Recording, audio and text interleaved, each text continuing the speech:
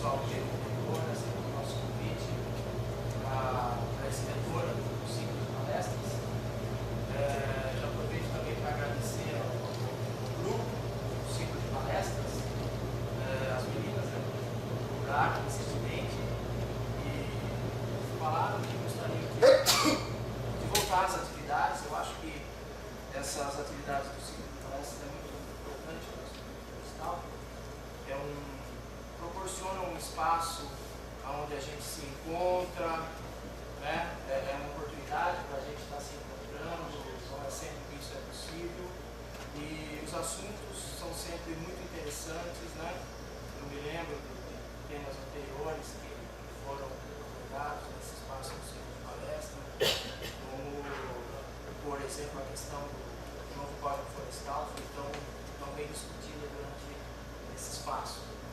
Então, é com muito gosto que a gente pode anunciar que essas atividades de palestras estão voltando. Então, para 2016, a gente pretende ter uma frequência muito interessante das atividades.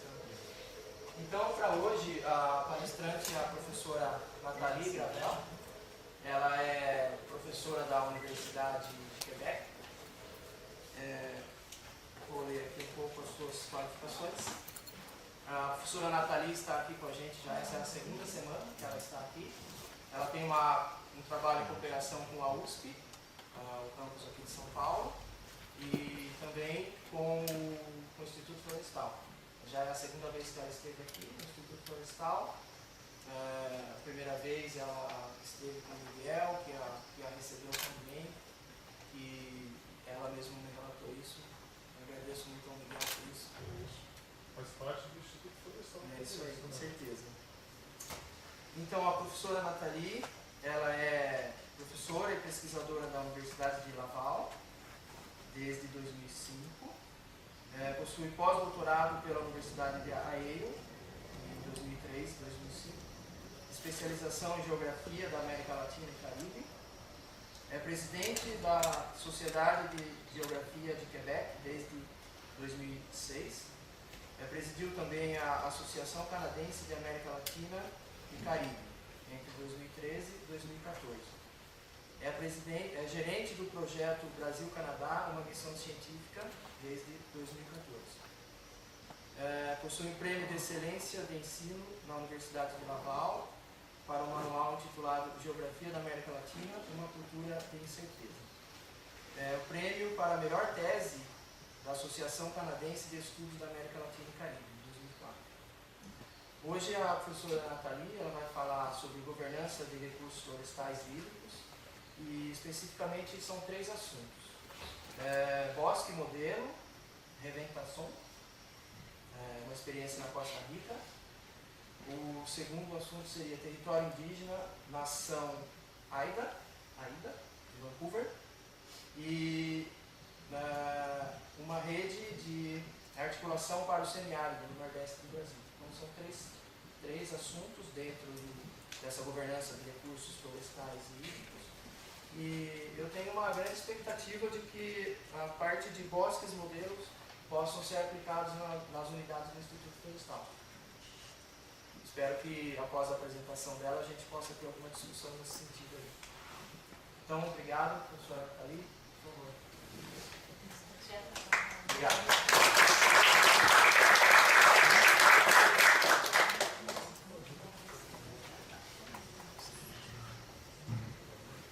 Bom dia, obrigada pela boa recepção. Estou muito emocionada. Espero que o meu português vai dar certo. Não tenho muita experiência falando português. Preciso o seu entendimento. O plano da palestra vai ser o seguinte, que vamos expor o problema e o contexto da governança ambiental, os conceitos, as definições e o quadro teórico, os casos de estudo para entender os casos exitosos. Acho que temos que tomar o modelo nos casos exitosos que temos, porque vemos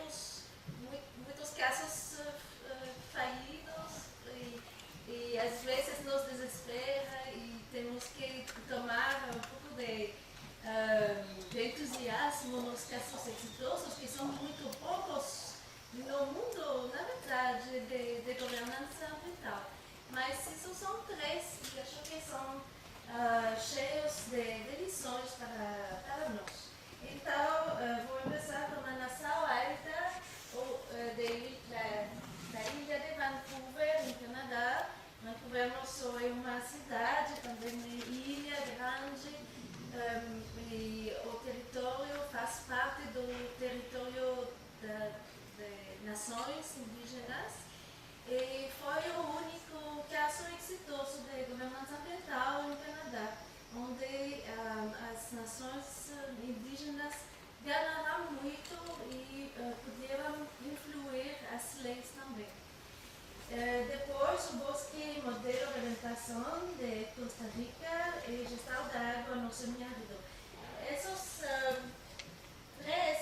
dois últimos casos fiz como estudantes orientadas minhas que participaram na pesquisa.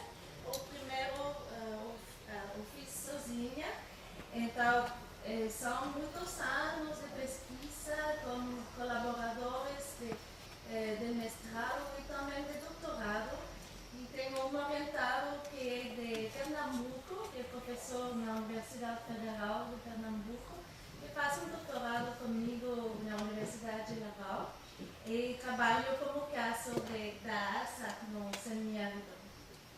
E umas conclusões para tirar lições da governança, mas também sugerências para melhorar os processos. Então, o problema que faz necessária a governança é o modelo de gestão de recursos naturais, que tem mostrado muitos limites, como é fácil de ver, como a poluição, a falta de água, a má gestão de água. E, então, vimos muitos limites desse modelo e acho que todos podemos concluir que é tempo de revisitar o modelo, de mudá-lo também. Então, vendo a crise ambiental, as desigualdades socioterritoriais, reivindicações territoriais, os conflitos, uma gente tem chegado com umas pistas de soluções.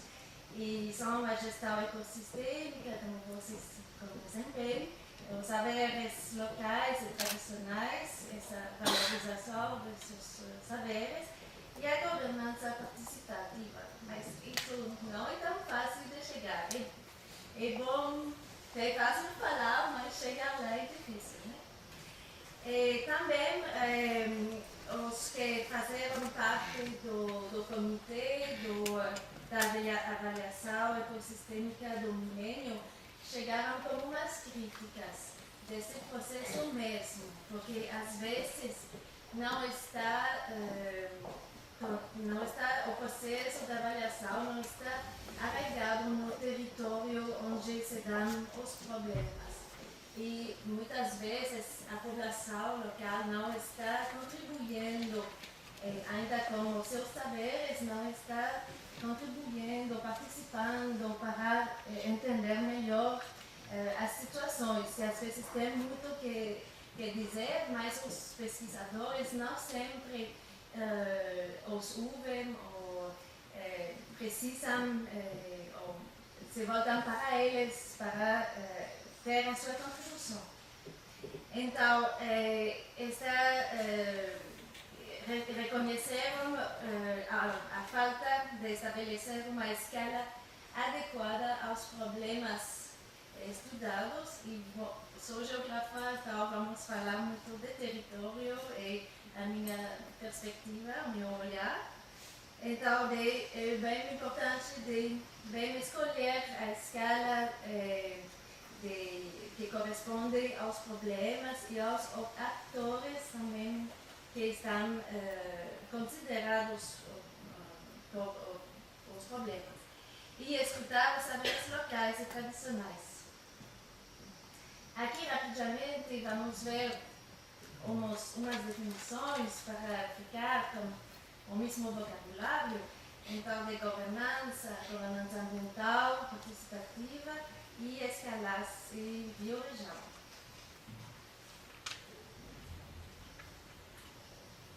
Então, nos trabalhos passados, tenho chegado com uma orientada minha, publicamos uma revista, um caderno especial, numa revista de estudos latino-americanos sobre governança ambiental, de 2009.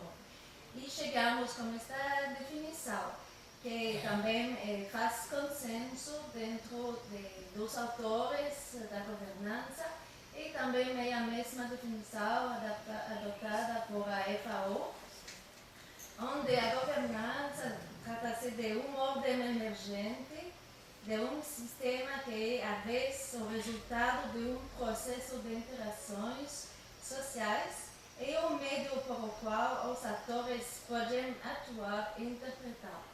Então, tem aqui duas correntes, é uma ordem emergente, mas também é um meio com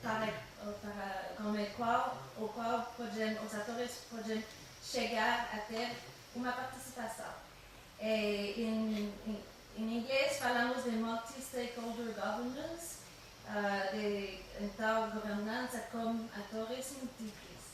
É uma alternativa à gestão tecnócrata e autoritária dos recursos em geral e ambientais.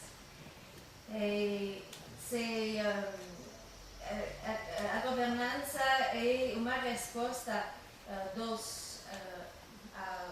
aos impactos negativos do antigo modelo de gestão e o reconhecimento desses impactos negativos sobre as comunidades mesmas justifica a sua participação.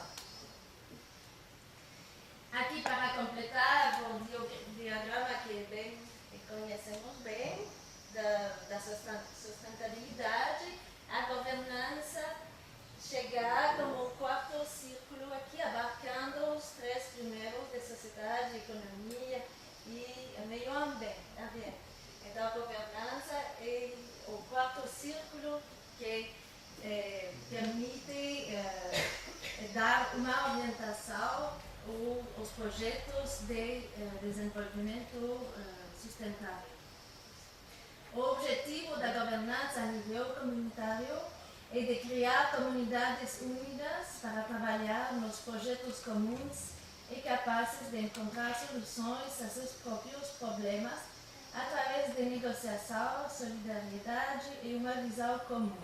Isso é bem importante, que as comunidades se empoderam, desenvolvem as suas capacidades para poder actuar nos seus problemas mesmos. É de arrancar um processo de aprendizagem mútua, de refazer vínculo entre a natureza e os humanos.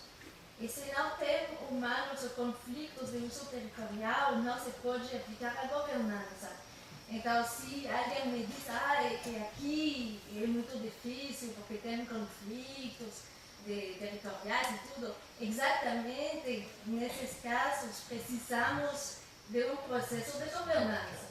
Porque se se trata de uma área protegida com ninguém morando lá, não se aplica a governança, não se vai aplicar como os macacos. Então, precisamos de conflitos de usuários, diferentes funções do território para que valha a pena aplicar a governança. Aqui, para dar um pouco de mais detalhes sobre os tipos de gestão participativa. Não é só a gestão participativa, não é só de informar ou consultar ao último minuto a gente. A gente tem que ser involucrada no processo de tomada de decisões e também de dar seguimento. É bem importante que a gente da comunidade pode participar na avaliação dos resultados dos projetos e criticar esses resultados e buscar uma maneira com os outros atores de melhorar os resultados.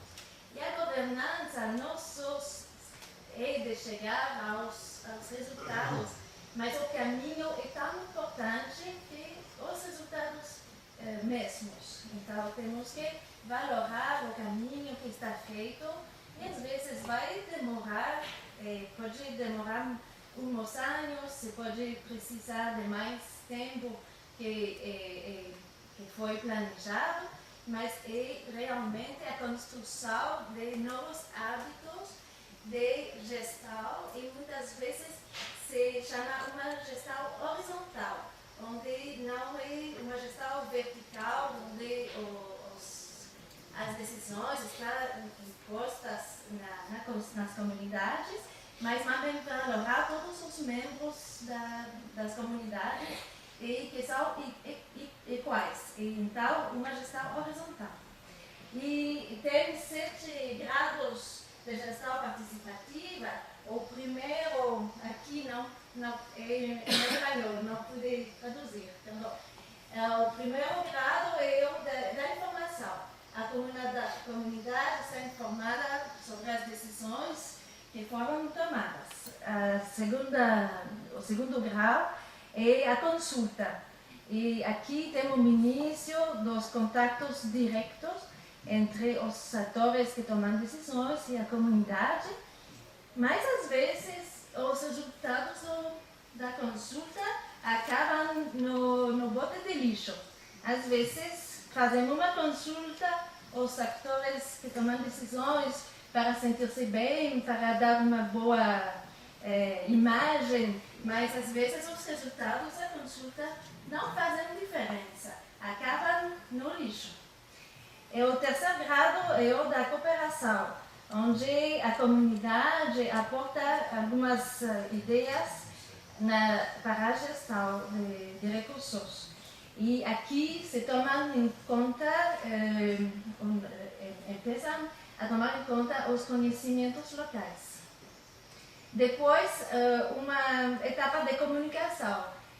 Aqui se começa o verdadeiro intercâmbio de informação, que é interativo.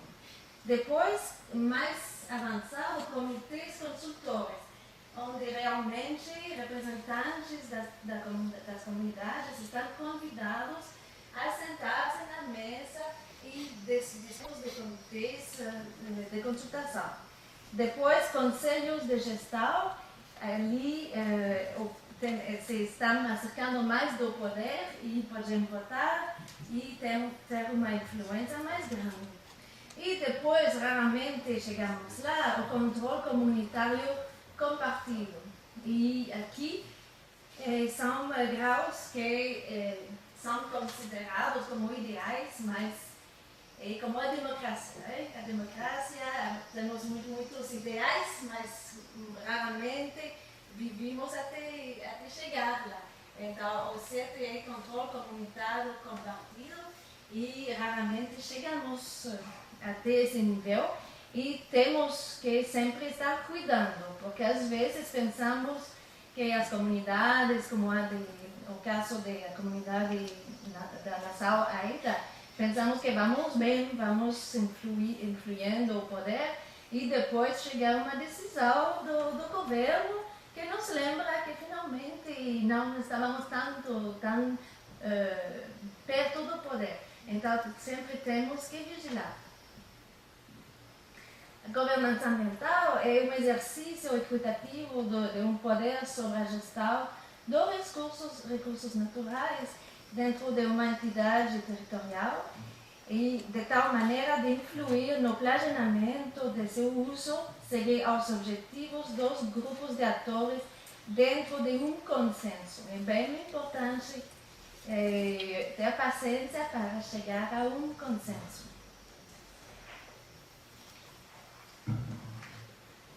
Quatro condições para chegar à governança ambiental, e isso pode ser quase impossível se considerarmos essas condições, mas se faz, e temos casos na América Latina, não só em Canadá, na América Latina que sim se fez. Então, a modernização da política pública. Quando eu falo disso em México, por exemplo, a gente me mira e diz, isso vai ser impossível, mas sim, temos exemplos que é possível na América Latina de ter como janela que se abrem e que fazem que é possível achar que os processos de governança participativa se dêem. E aqui se precisa também de uma vontade dos políticos, e vamos ver que às vezes os tempos são bons para começar este processo, como foi no tempo de Lula no Nordeste brasileiro. O estabelecimento de mecanismos de coordenação horizontal, a ampliação da racionalidade das representações tradicionais. Então, isso de começar com os saberes locais, como se representa a gente local, o seu território, e fazer que essas representações locais podem ser orientar a reflexão. E a redistribuição das competências entre o Estado, outras instituições locais, como aqui, o IFE, e internacionais, as empresas e a sociedade civil. E se você olhar muitos problemas de manejo de gestão de recursos naturais que vemos, a raiz do problema muitas vezes é isso, de falta de redistribuição equitativa do poder. E antes de chegar à governança participativa, é impossível de tomar uma gente na rua e dizer, você nos vai representar, vem no comitê consultório e vamos a consultar. Temos que preparar a gente das comunidades para que eles tenham mais capacidades de ter uma influência e ser eficaz. Conhecer o vocabulário, conhecer as leis, as limites jurídicas, por exemplo, e muita preparação, muitas vezes se esquecem essas etapas preparatórias. A meta aqui é de incluir os grupos que foram historicamente excluídos, marginados do poder. Então, muitas vezes são as mulheres, os jovens, que raramente estão considerados como capazes de contribuir à reflexão, mas não é verdade. Ainda crianças podem ter uma ideia do futuro no qual querem viver, no mundo no qual querem viver. E indígenas, e construir as capacidades dessas pessoas. Muitas vezes as mulheres na América Latina, como pude ver desde até 18 anos que trabalho na América Latina, pude ver que muitas vezes as mulheres não têm confiança para contribuir nos espaços públicos, para dar o seu ponto de vista, para falar. Então, isso se construi. Temos que construir as capacidades dessa gente que não tem hábito como a participação e de estar cerca da gente que tem o poder. É importante desenvolver um vocabulário comum, que os científicos e que o governo se abrem aos aspectos da cultura autóctone. E é importante apoiar a multifuncionalidade dos espaços rurais. E quando falamos de multifuncionalidade, se trata de 3 funções: a função produtiva, função social e ambiental, que temos que considerar para oferecer diferentes oportunidades à comunidade. se só se apoia a função ambiental, de proteção ambiental, a gente das comunidades não vai poder desenvolver atividades que vão gerar ingresso, por exemplo. Aqui os diferentes casos e o grado de participação ao qual chegaram. Então, a nação ainda de Canadá, a escala da ação é a escala local e regional. A perspectiva estudada foi de controle indígena de participação na gestão dos bosques. A nação, o grupo de interesse é a nação indígena, as empresas florestais e o governo. E o fator de crise que finalmente que fez que era importante revisitar o modelo de gestão era um conflito de alta intensidade que tomou lugar entre os anos 1980 até 90 e chegaram ao grau de participação de 6, muito alto na escala de participação. O bosque modelo de reventação, a escala de ação estudada é regional e da bacia do rio Reventação. E a perspectiva estudada foi da governança participativa, como se distribui o poder dentro da estrutura da toma de decisão. Eles dão a conhecer que é uma gestão horizontal, uma estrutura horizontal, e fomos lá para averiguar se era o caso, se era equitativo. E se trata, os grupos de interesse são o bosque modelo, a estrutura que governa, o governo, que não, o governo costarricense sempre está tomado como exemplo, mas não descentraliza muito. Gosta de ter tudo centralizado e muitas vezes não escuta aos outros autores, como o Bosque Modelo, não se sente bem valorizado nessa estrutura. Os indígenas, as comunidades florestais e alguns empresários. O fator de crise foi uma inconformidade entre o rio poluído, que também é a fonte de água potável principal para a capital. E chegaram também ao grau de 6. E a rede ASA no Brasil, a nível regional, se considera a ação social, o desenvolvimento regional e a capacidade de ter acesso à água. Se trata de uma sociedade civil muito forte que abarca a 800 ONGs. E onde tem muita participação dos cidadãos e também temos a presença dos políticos, do governo, que fazem mudar o contexto. E se trata de um contexto de secas e de assistencialismo histórico, onde a gente, os cidadãos e a sociedade civil quis reverter isso, mudar essa realidade de assistencialismo. E não queremos seguir como vítimas da seca e receber sempre a ajuda do governo como se foram crianças.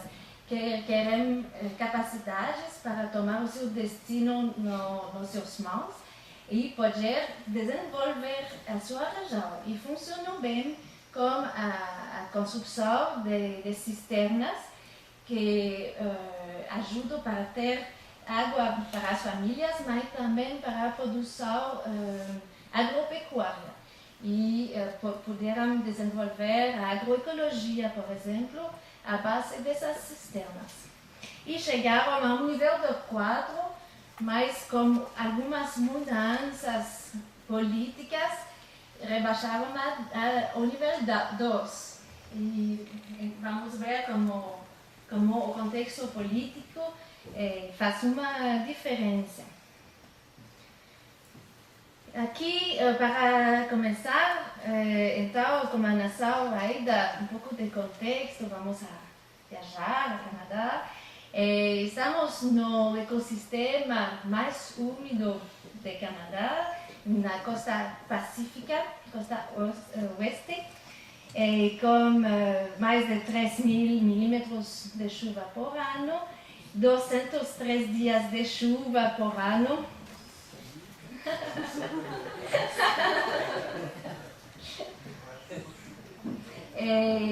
Se trata de uma região que conta terras ancestrais de 14 nações indígenas.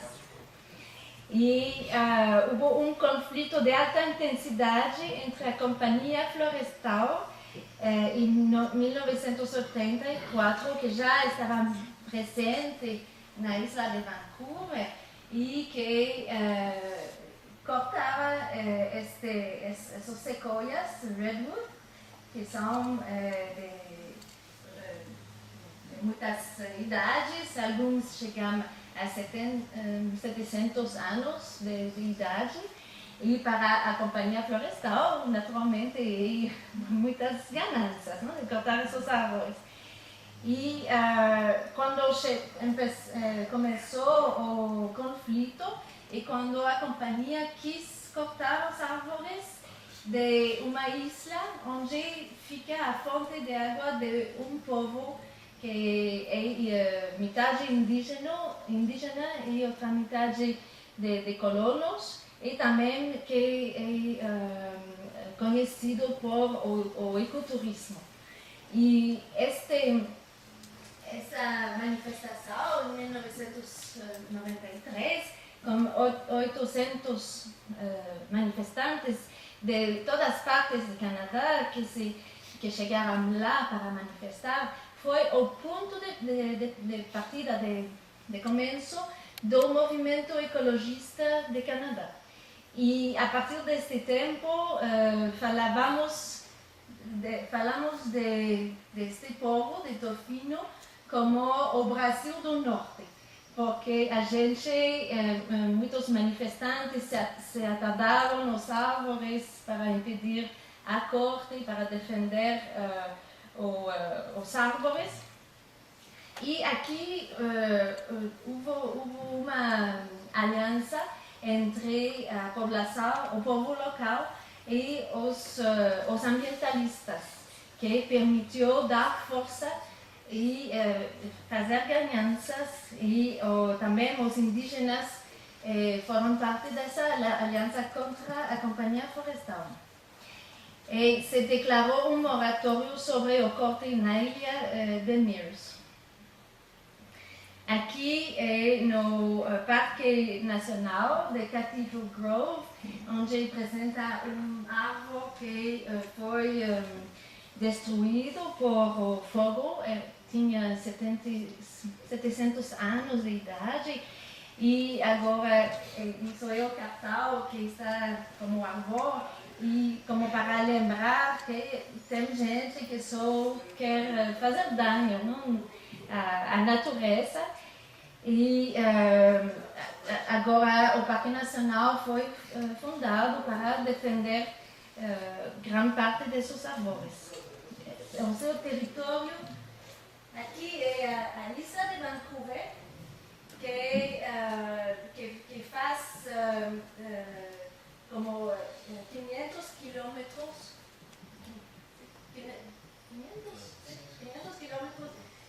de longe, que fica perto da cidade de Vancouver, que está lá, com a fronteira com os Estados Unidos aqui, e a parte mais ecoturística é aqui.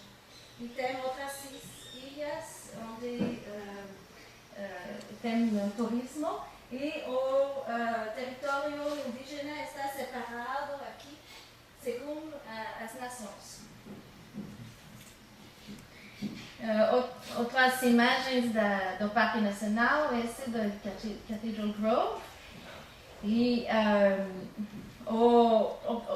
isso parece bom, que puderam proteger este bosque, mas o que fiz a companhia florestal muitas vezes era de deixar ao lado dos caminhos, deixar como uma cortina de árvores protegidos, mas atrás da cortina estão cortados. Mas os turistas que passam lá pensam que tudo bom, foi tudo protegido, mas não se vê detrás da cortina que está cortado.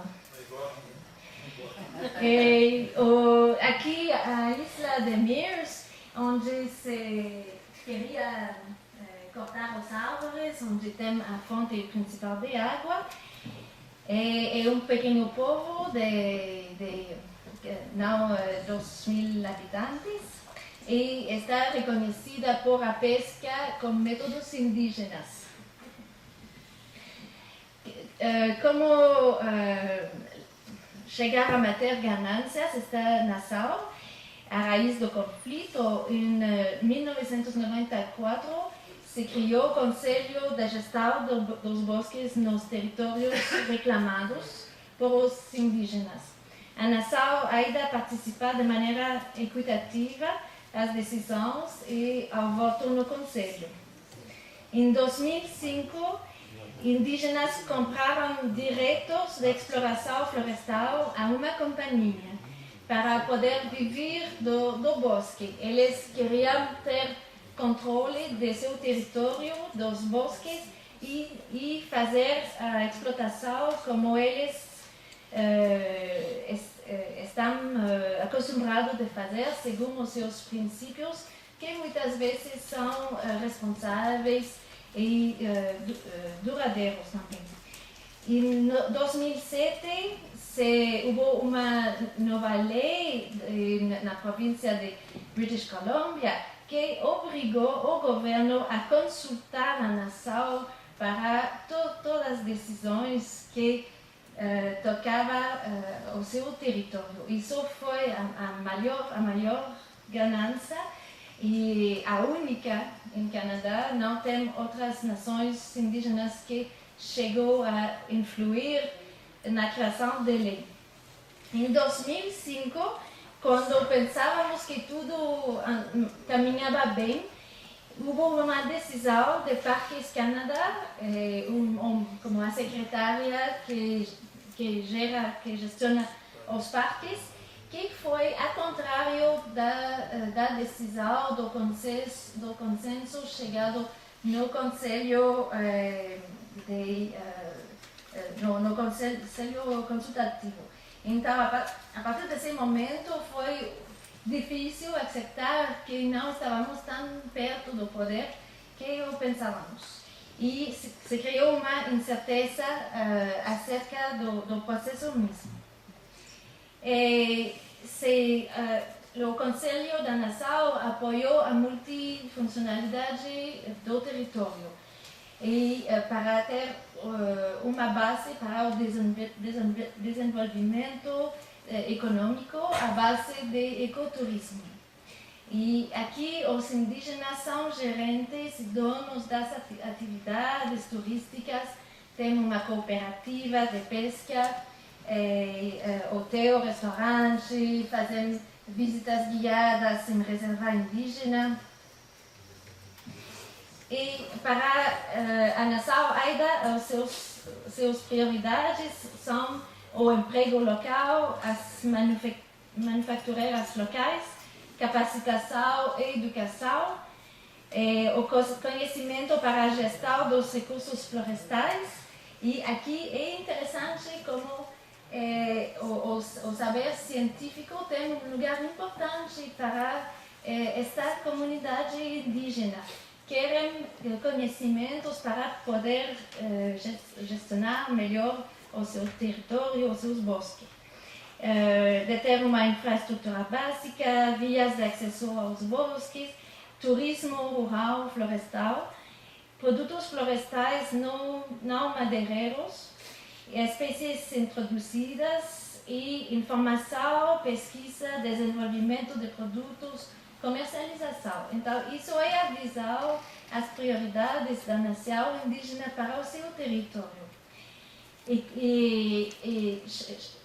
chegaram a ter uma explotação florestal que respeita os seus princípios e receberão a certificação do parte do Forest Stewardship Council. Mas essas ganâncias não vieram sozinhas. Quando a companhia florestal entregou o território finalmente a Nassau, Aida, tinha um prazo para entregar o território. Então, o prazo foi a princípio do ano 2007 e antes a companhia cortou todos os árvores do território, antes de entregar o território a Nassau, Aida. Os indígenas, o território não tem significativo se não tem árvores. Não? Os árvores dão significativo ao seu território. Então, por isso que os árvores estão bem pequenos aqui. E sigo com outro bosque modelo, sim. Bom, agora vamos a passar ao Costa Rica.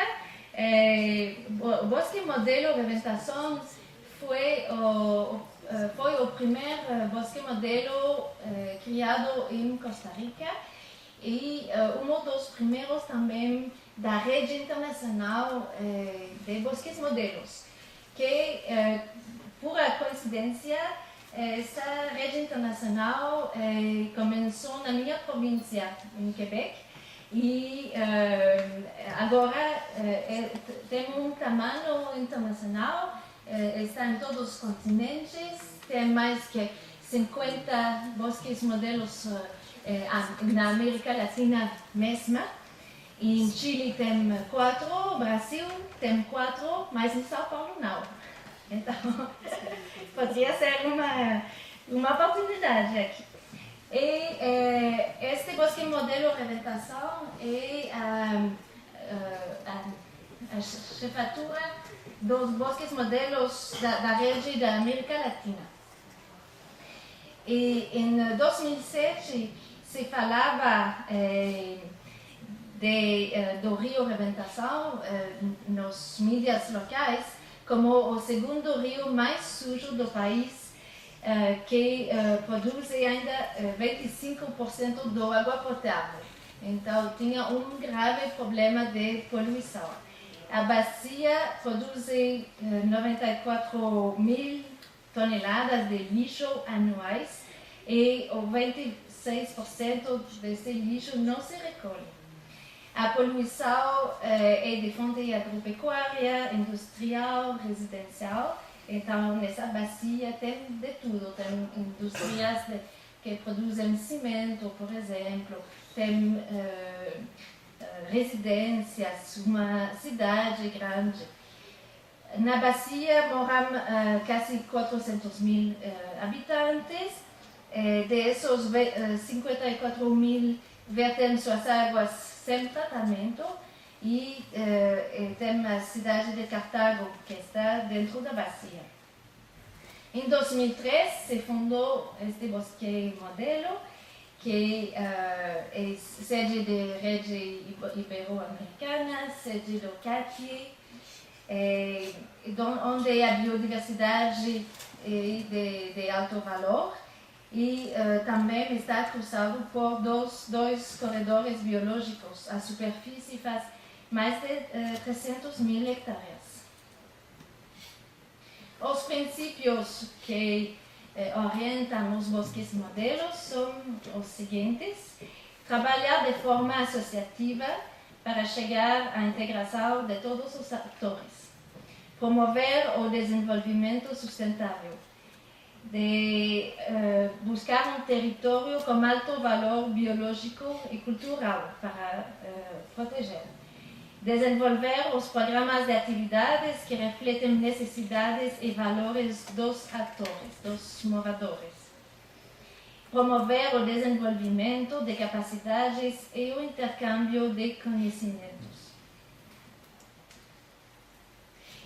Se trata de uma zona onde tem usos múltiplos das terras, tem territórios indígenas na parte este, iniciativas em execução em áreas silvestres protegidas e turismo rural comunitário, nas zonas vermelhas, áreas silvestres protegidas, aqui verde mais preto, e os corredores biológicos que fazem parte dos corredores biológicos mesoamericanos, em azul e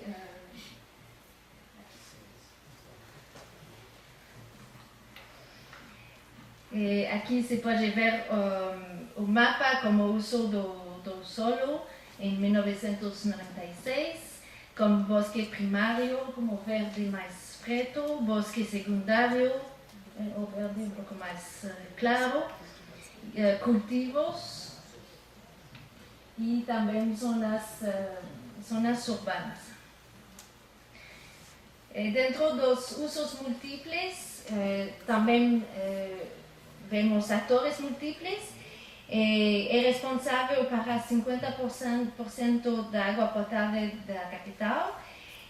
Os usos são agropecuários, responsável de 11% do valor nacional de agropecuária, 38% de energia hidroelétrica que se produz lá e 50% do cimento que se produz lá. Então, não é uma bacia assim conservada, onde tudo respeita os princípios do desenvolvimento sustentável.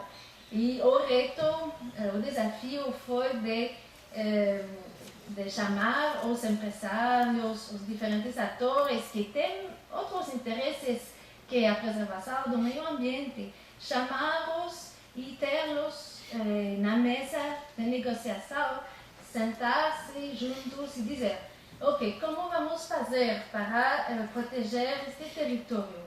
Quais são os seus interesses? Como podemos combinar os interesses para alcançar metas, objetivos que são importantes para o grupo? E isso se trata exatamente de governança ambiental, quando chegamos a esse ponto. E os empresários sim têm interesses em proteger a natureza e às vezes pode ser um interesse econômico, pode ser de dar uma boa imagem na população, na sociedade, e com isso se pode fazer que mudar um pouco as práticas, porque estão interessados a dar uma melhor imagem às comunidades. Então, seguindo os seus próprios interesses econômicos, se podem incluir nesses mecanismos onde se trocam, se mudam as práticas. E também é sede de 3 reservas indígenas. Tem atividades de ecoturismo, turismo rural, e aqui se podem incluir os jovens que trabalham, que fizeram propostas para desenvolver atividades de ecoturismo, turismo rural, e receberam orçamento de parte da FAO e da ONU, que tem um pouco de finanças para pequenos projetos, pequenas donações, e aqui puderam arrancar atividades produtivas, mas respeitando os princípios sustentáveis. E a maior parte do território está de propriedade privada, com pequenos proprietários que têm um interesse para a conservação. Então, sim, se pode trabalhar com esses diferentes atores. Aqui umas imagens dos êxitos. Na esquerda, um taller com a comunidade acerca das iniciativas de PDD, Programa de de pequenas donações em 2010. E a outra, à direita, um intercâmbio entre equipes de trabalho de 2 bosques modelos de Costa Rica, o Bosque Reventação e Chorotega. E como funciona esta rede de bosque modelo é que quando um se desenvolve e tem êxito, pode dar assistência aos novos bosques modelos que estão emergindo. Então, não se perde o saber, está transferido, tem um acompanhamento que se faz. Então, se é algo que vocês querem fazer aqui, por exemplo, você poderia ter uma assistência de outro bosque modelo que já está mais adiantado, ou seja, no Brasil, ou Costa Rica, ou outras partes. Porque se trata de transferir conhecimento sobre, mais bem, a metodologia. Então, é de aplicar uma metodologia para chegar a um processo de governança participativa. Isso não se pode fazer facilmente, temos que aprender essa metodologia. As forças do Bosque Modelo Reventação são de permitir a gestão integrada de bacia, ecoturismo e produtos não madeireiros, gestão ecossistêmica, gestão de paisagem, pago por serviços ambientais, isso é uma forma de retribuição também, de financiamento, dos pequenos proprietários. Então, se pode estruturar um mecanismo onde se financia a conservação dos árvores em pé de parte dos pequenos proprietários, e isso faz outro argumento, não, para eles, para contribuir na conservação. Também iniciativas com grupos de mulheres, de jovens indígenas, do lado do turismo rural, e apoio das iniciativas de parte do Programa de Pequenas Donações, do PNUD, que é o Programa das Nações Unidas para o Desenvolvimento. Aqui umas imagens de atividades que tiveram, aqui o Dia de Limpeza do Rio Colorado, em colaboração com o Bosque Modelo, e se vê muitos jovens que participam nesse dia de limpeza. À direita, outro taller, um taller de planejamento estratégico no corredor biológico e dia de intercâmbio entre o Bosque Modelo e os 2 corredores biológicos. As recomendações que foram em consequência da pesquisa que foi feita lá é de melhorar a participação dos grupos indígenas à estrutura de gestão, é melhorar o acesso às reuniões para as pessoas aleijadas, marginalizadas. Isso, bem que tem uma estrutura de poder horizontal, muitas vezes a minha orientada tem visto que as reuniões estão sempre feitas na cidade, perto das oficinas. E é muito difícil para as populações aleijadas que moram no campo de chegar até a cidade e tomar parte das reuniões. Então, aqui, sem querer, estamos reproduzindo um padrão de desigualdades, onde as mulheres não podem facilmente deixar as suas famílias durante um dia que você vai tomar para chegar à cidade, e isso é muito pedir. Também os indígenas que têm menos recursos, como vão a pegar ônibus para chegar à cidade e tudo. Então, isso ainda tem que trabalhar. A plataforma que se tem desenvolvida é útil, mas segue sendo frágil e faz falta de reconhecimento a níveis regional e nacional. Como dizia, o governo costarricense tem feito muitas boas ações, mas está ainda um pouco demais centralizado e não reconhece e não convide o CAT e a gente do Bosque Modelo para fazer parte da reflexão global na nação, para a conservação ambiental. E ainda há muito por fazer para fortalecer a apropriação pelos seus associados. Então, muitas vezes, os associados que contribuem às consultas não se sentem como donos ou proprietários desse território. Muitas vezes vão esperar que as ordens venham de arriba, como os velhos hábitos, não? De esperar que alguém nos diz o que fazer, ao lugar de generar uma dinâmica mais abaixo. Bom, acho que vou parar aqui para uma pausa e logo regressamos para falar do terceiro caso de estudo.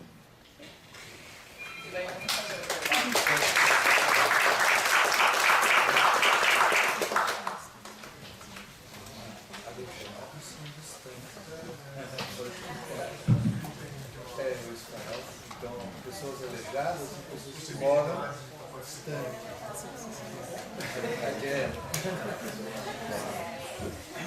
Eu olhei ali que assustava a possibilidade de ser essa pessoa aleijada. Aleijada é que não mora perto. Não é acessibilidade. Mas no fim é acessibilidade porque é acesso àquela reunião.